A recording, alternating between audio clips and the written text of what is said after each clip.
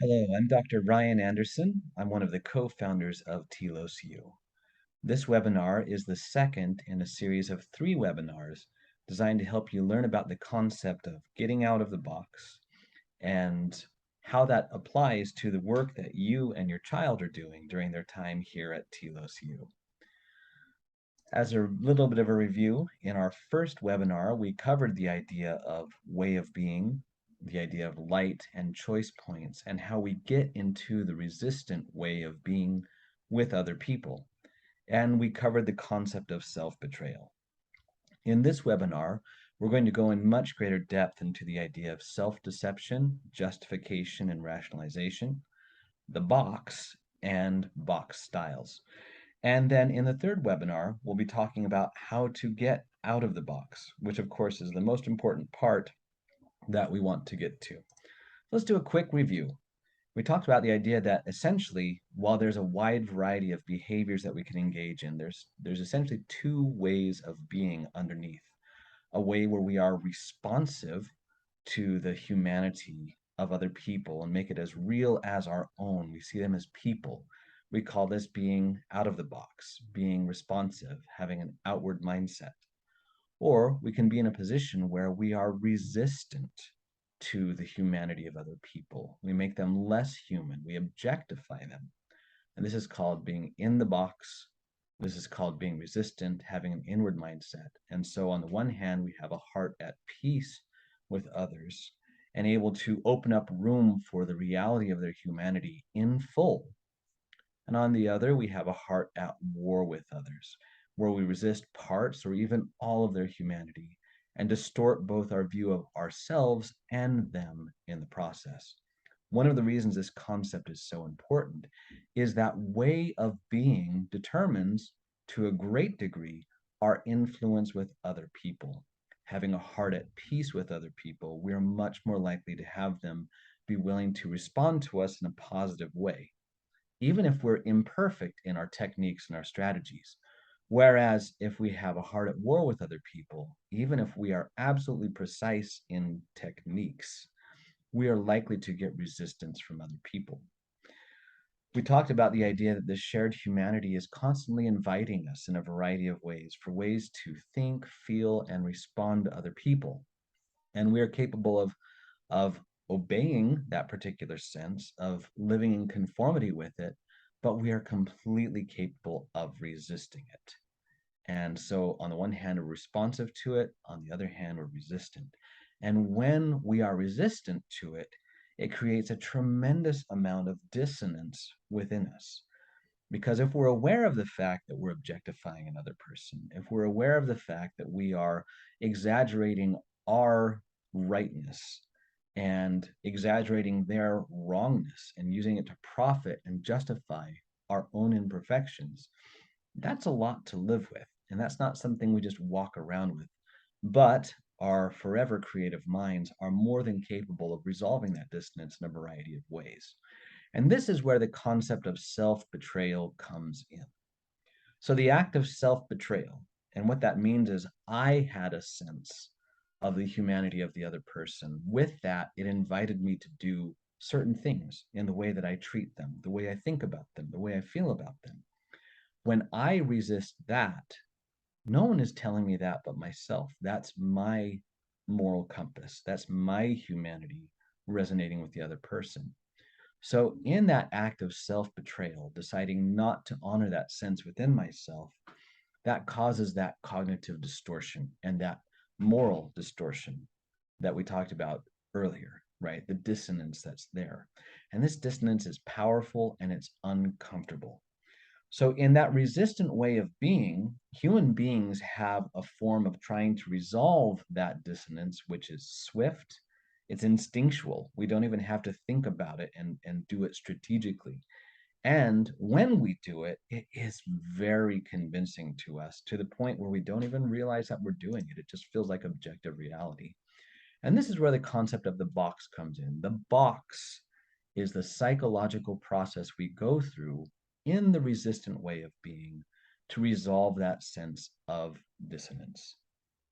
And in a lot of ways, the reason they call it a box is when it was first conceptualized, it was like living inside of a box rather than seeing the world around us and projecting onto all the sides of the box our story, our narrative, a self justifying, self excusing narrative that makes our resistance to the humanity of the other person okay. When I think about more modern analogies for that, I think about augmented reality, where we can be in a room, but I can take a tablet or a phone and project onto the walls, look at it as if it had been remodeled or reconstructed, or if there was a zombie apocalypse. I can create whatever reality I want and project it onto the world around me, and create a sense of sort of psychological virtual reality that is entirely convincing to myself.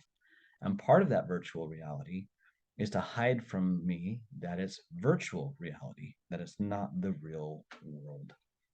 And in this new projection that we're putting around ourselves about the world, about ourselves, about the other people we're interacting with, about the nature of their thoughts, their feelings, their humanity, about our actual motives, it is completely convincing to the point that it resolves that sense of dissonance so long as we hold to it. And we are very motivated to keep that sense of dissonance away. So, with that, everything that we see around us, including ourselves while we're in the box, is distorted. And it leaves us convinced that we are seeing the truth. And this has a huge impact on us. It impacts our perceptions, our emotions, our actions, what we see as reasonable options that we have available to us, our relationships. We are responding to our box, our projected reality, as if it is real, and its impact on us is real.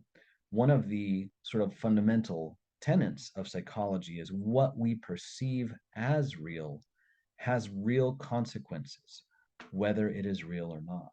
So when I'm in the box, I can project onto someone I'm having a relationship with all kinds of very dark and disturbing motives.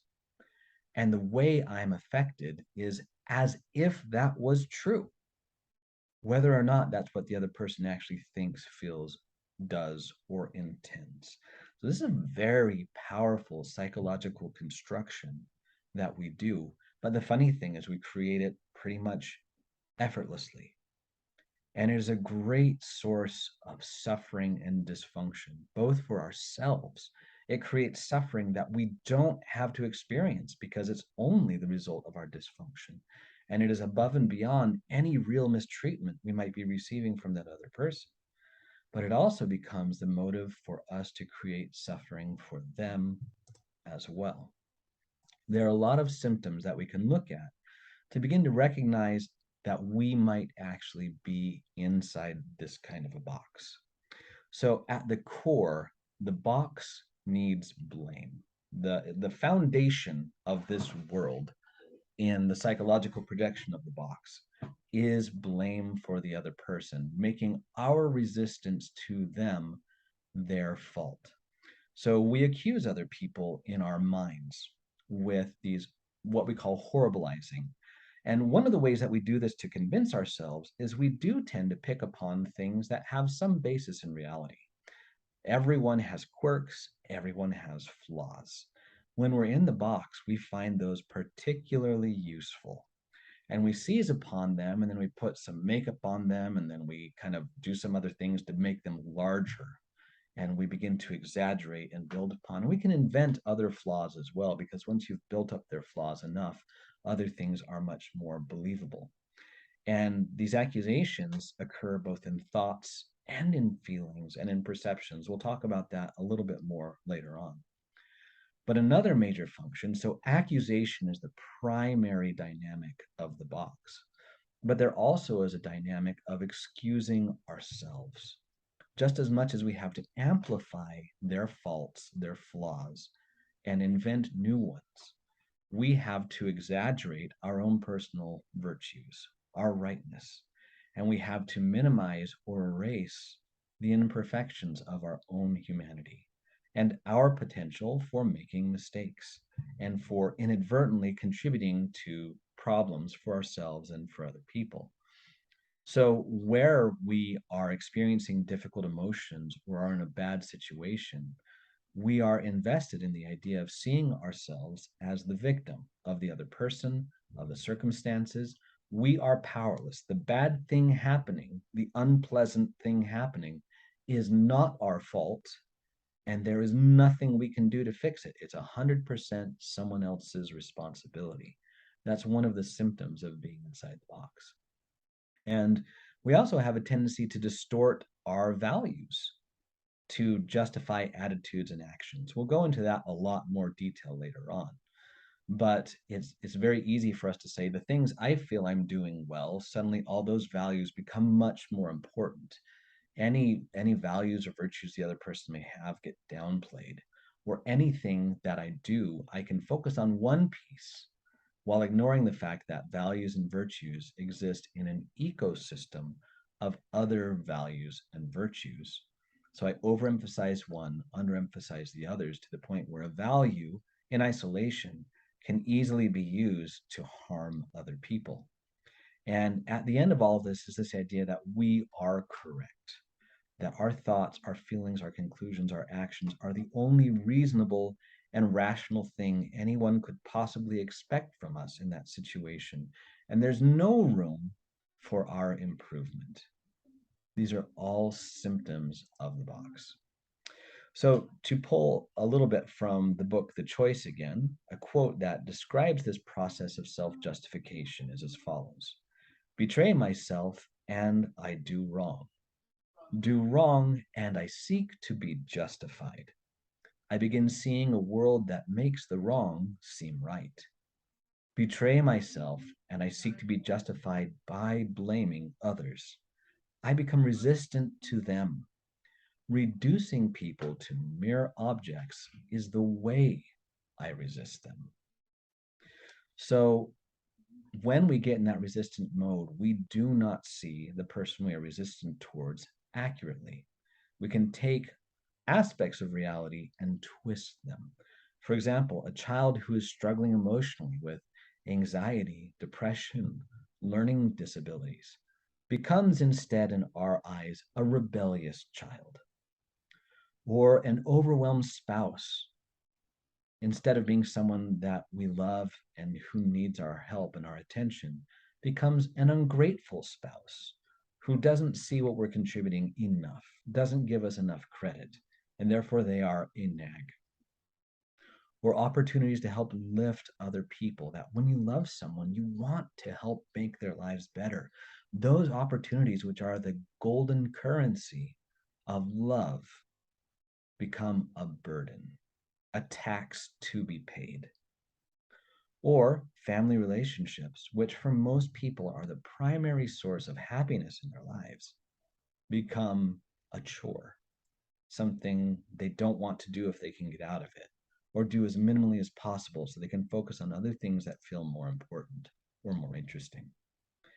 And in this process, we are constantly distorting people, both ourselves and the other person. As we mentioned before, we focus on their flaws and we amplify them. We attribute dark motives to them. We vilify them. We label them in all kinds of ways.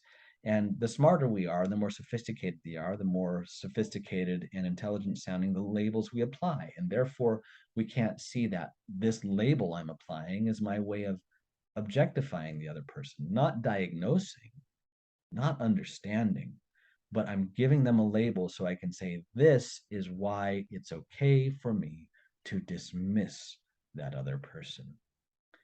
And we create a lot of straw man arguments and narratives. So rather than representing what they actually think, what they actually feel, we create a caricature, a two-dimensional version of their point of view that is easy to shoot down because it's ridiculous.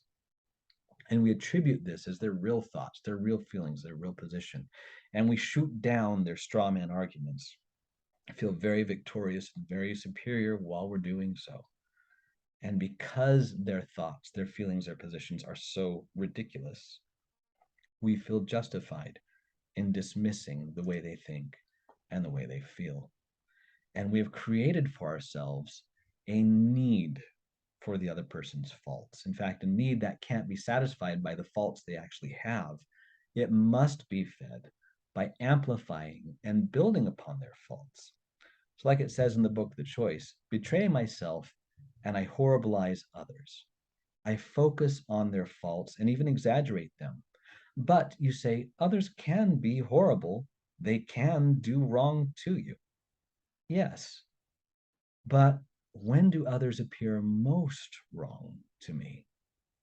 In self betrayal, I seize upon their imperfections, I magnify them. How profitable I find others' faults when I need to justify my own. So, beyond blaming cognitively with thoughts, it is a little surprising to realize that we also blame with our emotions, with our feelings. Now, again, one of the things we've discovered in the study of psychology is that thoughts are real, but that doesn't mean they always tell us the truth. Thoughts aren't always an objective reality representation. In fact, they never are. They always keep part of us, our world. There's always some degree of us projecting into our thoughts and our perception of the world. So while our thoughts are important, we need to recognize that they are subjective. They're data, but they're not perfect. Emotions are the same.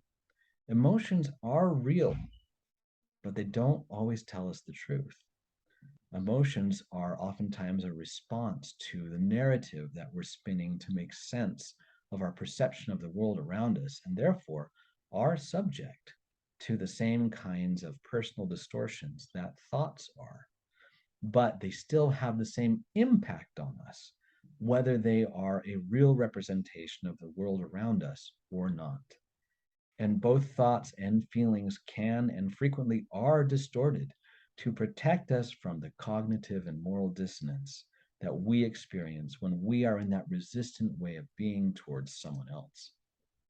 And so, in this process, while there may be things that the other person is doing that are genuinely hurtful or disrespectful, many of the negative emotions that we feel towards that other person when we have a heart at war at them are due not to what the other person is doing, but in fact are created by the box, by the way the box is amplifying and justifying our lack of responsiveness to them, and it's having to take whatever harm they're doing to us and increase the decibels exponentially to help us feel continually justified.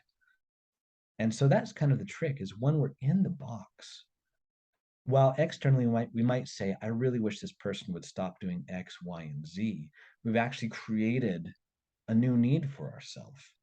We've created a need for them to not only continue those things, but to amplify those things, because what that gives us is justification and comfort in the idea that our thoughts and feelings towards them are justified. And we don't need to make any effort to change how we think, how we feel, or what we do towards them. And this new motive becomes extremely powerful and competes with every other motive that we have. Now, again, this does not mean that other people cannot genuinely hurt us with their attitudes or actions. This does not mean that people are not capable of abusing us. Those are real things. But it does mean that when we're in that heart at war zone, we amplify whatever degree of real wounds there are. And we create others entirely of our own fabrication. So while we may in fact be being hurt, disrespected, and victimized by the other person, we also begin a process of self victimization. We refuse to let wounds heal, to continue crippled, to be able to demonstrate how much the other person has hurt us as a way of feeling justified in how we are resisting that other person. These justify our emotional response to the other, and therefore are more important and can become more important in the resistant mode than actually healing. The goal of justification is to make these things that are wrong inside of us, our thoughts, our feelings, our behaviors, our self sabotage, our self-inflicted wounds, to make them seem right because it's the other person's fault, or at least justified. But one thing that someone pointed out to me once that I thought was really interesting is when we're right, how much effort do we have to put into making ourselves feel like what we just did was right? When I say something kind to someone, I don't have to say, that person really puts in a lot of work. They have all these wonderful virtues. Boy, they had my kindness coming. And I'll take offense at anyone who says that that person didn't deserve my kindness. We never have to do that. But how often do we have to do that to justify our judgment, our contempt, our unkindness, our dismissiveness to other people? When you are right, when you are attuned with that sense of light inside of you, when you are responsive to the humanity of other people, you have no need to justify it. You don't need to expend that kind of energy. You don't even feel the impulse. But when we are at odds with those things, we do feel that impulse. And we invest a lot of time and energy into making sure that we have convinced ourselves that we are right or at least justified. And part of how we do that is we can take a system of values and morals and ethics, and we can distort those values to justify ourselves. So, for example, if someone is being harsh in their language to another person or about another person, they might call upon the virtue of honesty and saying, look, I'm just being honest. I'm guileless. I am just telling things the way they are.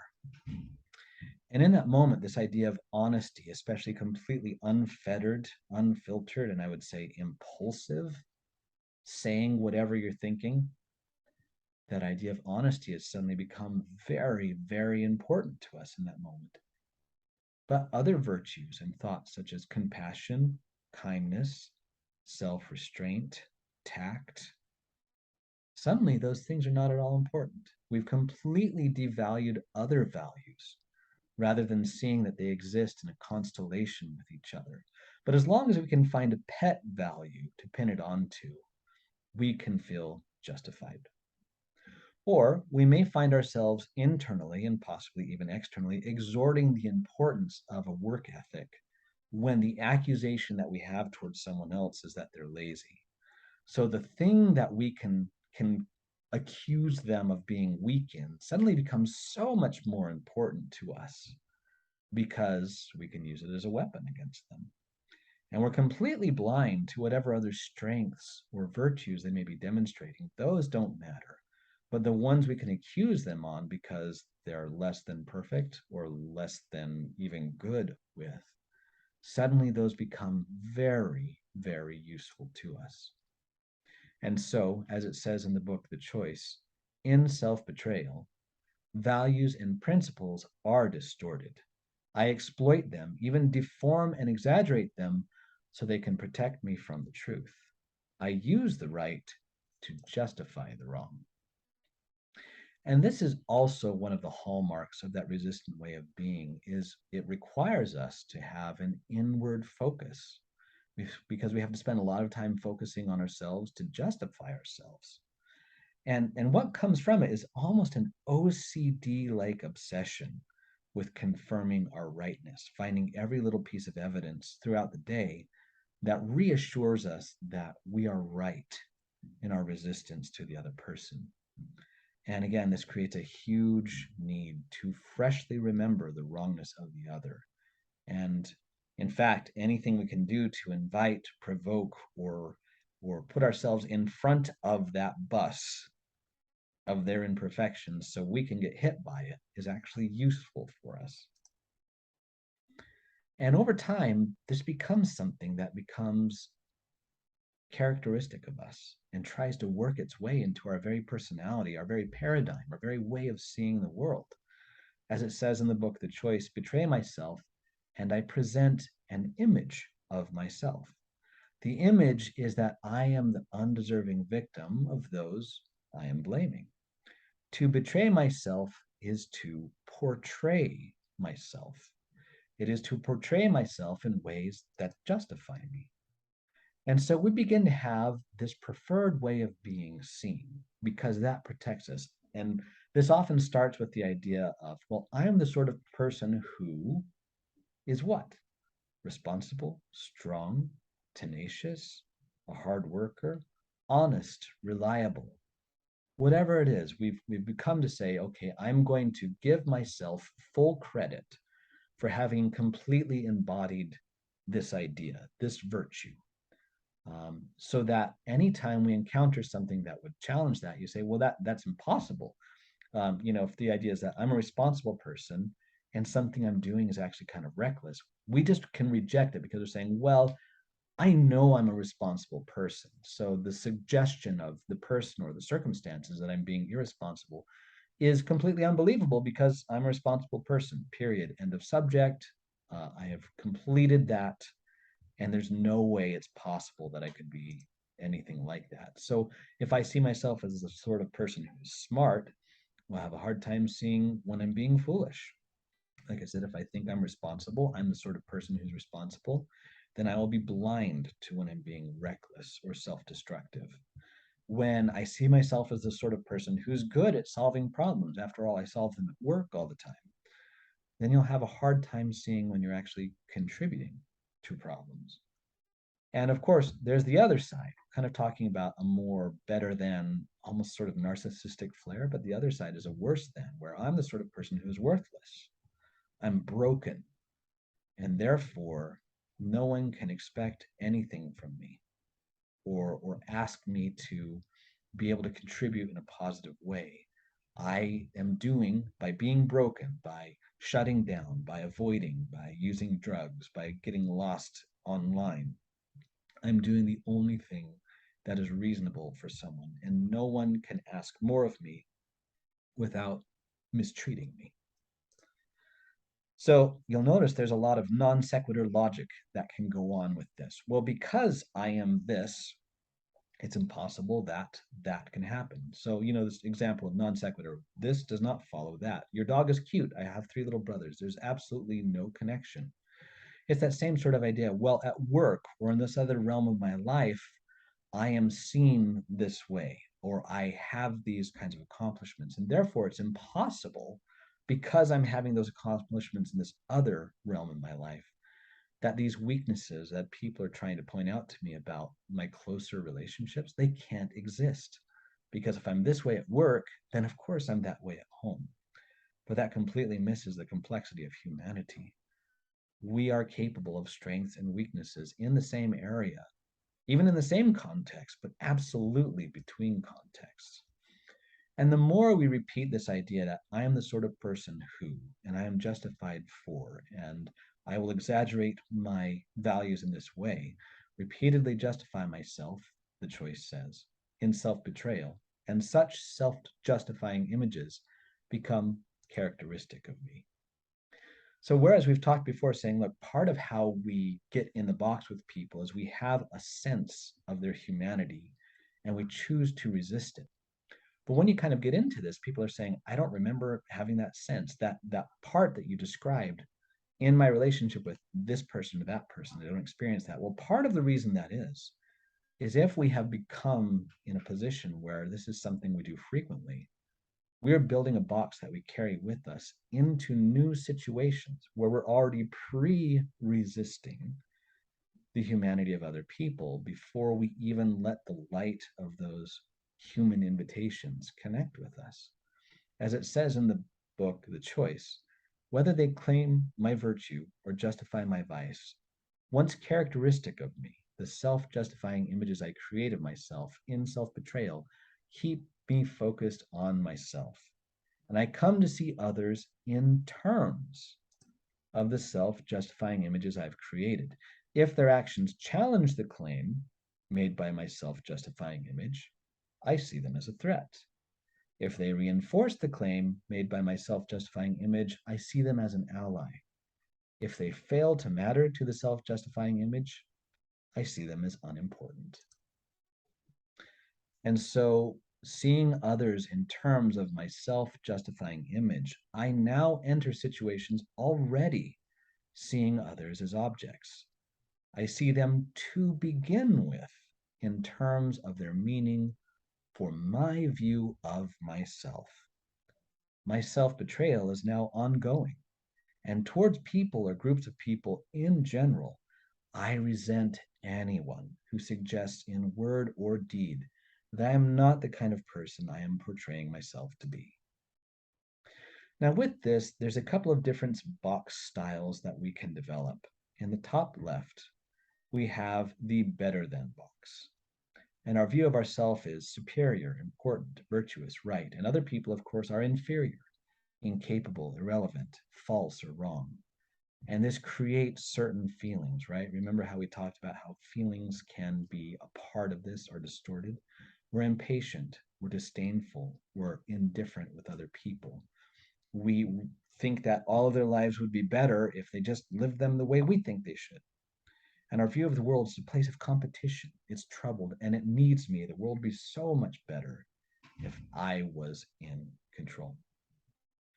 Now, in the top right, we have the I deserve box, where we see ourselves as meritorious. We have done things which deserve honor and recognition. And when other people don't give us the honor and recognition we deserve, they're mistreating us. We're the victims. We're underappreciated by other people. And other people just, they're mistaken, they're mistreating us, they're ungrateful, they don't recognize how much their lives would be better if they just conformed with our prescriptions for them. So we feel entitled and we're constantly feeling wronged and deprived by the world because they're not giving us what we think we deserve. We become resentful. And the world is unfair, unjust. It owes me. It's ignorant of how much the world would be better if it just followed my lead. In the bottom left, we have the must be seen as box, which certainly relates to that self justifying image we talked about. We want other people to think well of us. And therefore, we're focused more on image than on substance. And there's a piece of us that is always going to be a little fake. We're worried. We see other people as an audience that can either give us what we want or deprive us of what we want. In other words, seeing us the way we want to be seen. We see other people then, we judge them as being judgmental. We're anxious and afraid because we constantly have to stoke that self image. And we become very needy, stressed, and overwhelmed. And the world is this dangerous sort of giant TikTok where everyone's watching me and evaluating me and giving me upvotes and downvotes. But also in the bottom right, we have the worse than box, where our view of ourselves is just not as good as other people. I'm broken, I'm deficient, especially because of what has happened to me, what other people have done to me. And therefore, I'm fated, I'm doomed. My efforts to make things better will fail because it's not my fault. I'm not the one with power here. My view of others is that they're advantaged, they're privileged, they're blessed, they're given things that I'm never going to be given. So I am powerless. That's how I feel. I feel depressed.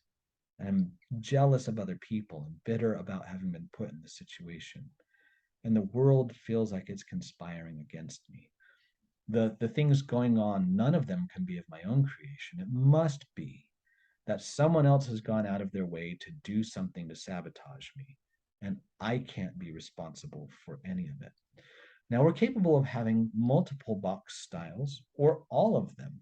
They're not incompatible with each other. And in this, there's different ways we can act. We can have an explosive temper, or we can be self righteously in control of our temper, or we can use sugar coated manipulation, disdainful inattention. We can be hateful towards other people. These are all different branches of the same stream, carrying the same water and having the same self justification and the same destructive results. One of the things that's very challenging is in this resistant way of being, we cannot see the way to change and to make things get better. Because in our way of seeing things, we're still protecting our rightness. So the solutions we come up with are also blaming solutions. If only the other person would do X, if only the world was different in Y way, if only the person would stop doing Z.